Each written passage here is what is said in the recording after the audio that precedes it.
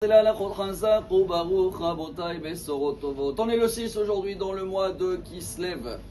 Qui c'est qui se lève ce mois-ci? Apparemment dans quelques endroits, peut-être en Europe. C'est les truffes. Aujourd'hui on va parler des truffes. Pas parce que c'est bon, ou parce que c'est cher, ou parce que c'est rare. Parce qu'ils sont liés à cette paracha-là.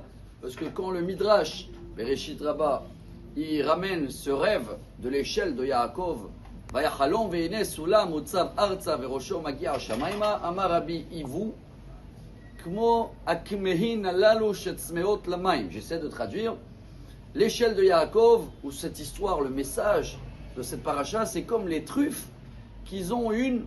Alors j'ai cherché la traduction dans Translate. En hébreu, comment on appelle les truffes? Kmehin. Kmehin, c'est un désir, désiré. Quand tu traduis le mot désiré, c'est quelque chose que c'est plus qu'une nostalgie. Parce que ces truffes-là, ils ne se nourrissent pas de la terre.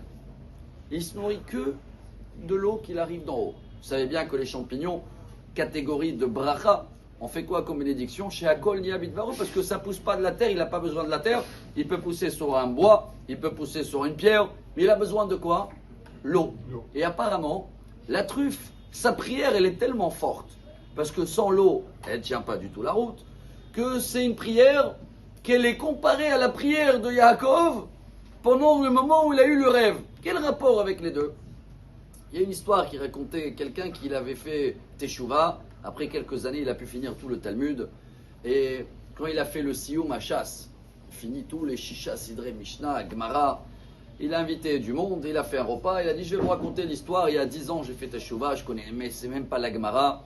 J'ai démarré au début, j'étais fidèle tous les jours, et après je devais aller pour mes affaires, à voyager dans quelques pays.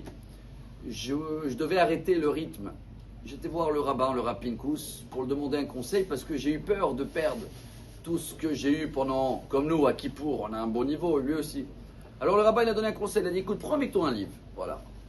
Même si c'est toujours la même page, tu ouvres, et même si tu revois 2 minutes, au moins ça va te laisser une nostalgie, un désir, et comme ça, quand tu reviendras, tu vas retrouver ta Gemara, et c'est ce qu'il a fait. À la fin, il a fini tout le chasse, et il dit: grâce à cette petite ouverture que j'avais de livres, je l'ai senti à côté de moi. Chers amis, Yaakov, quand il va sortir de la maison de son père, et il va aller à Haran, il avait vu un mur devant lui, comme si toute la vie, elle va s'écrouler. Il avait l'habitude d'être là, d'être étudié, manger papa, maman. Maintenant, il va quelque part, il ne sait pas où il va arriver.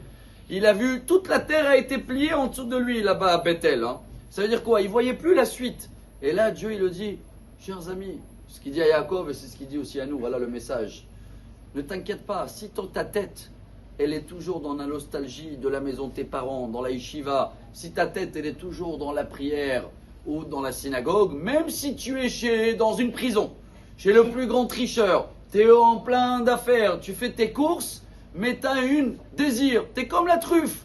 Tu attends l'eau, ça veut dire quoi? Tu demandes la spiritualité. Bravo, spiritualité. Quand quelqu'un y pense toujours, et il attend de revenir à des grands moments, il désire le Shabbat. Alors dans la semaine, comme c'est qu'il est Shabbat tout le temps, et même s'il y a des murs, il va avoir toujours une échelle qui va dépasser ces murs. Voilà le message de Yaakov, voilà le désir des truffes. Et bien, Ezrat Hashem, que nous aussi on va avoir tous ce beau cadeau. Une excellente journée. Amar Rabbi Elazar.